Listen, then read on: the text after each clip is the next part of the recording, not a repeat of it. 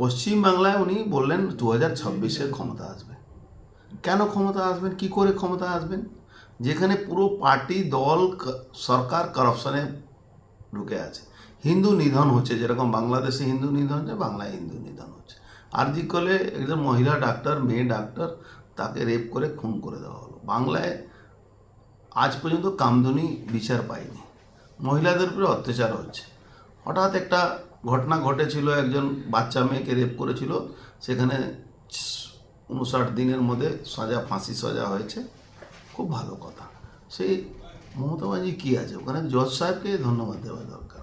কি উনি কোনো কারো কথা না শুনে ফাস্ট ট্র্যাক হিসাবে এই জিনিসটাকে ধরে, আমি ওনাকে মানে পা ছুঁয়ে নমস্কার করছি। কি উনি একটা দৃষ্টান্ত প্রমাণ করেছেন, ভারতবর্ষের মধ্যে একটা নজির সৃষ্টি করে, তার জন্য ওনাকে বিচার ব্যবস্থাকে আমরা ধন্যবাদ জানাবো।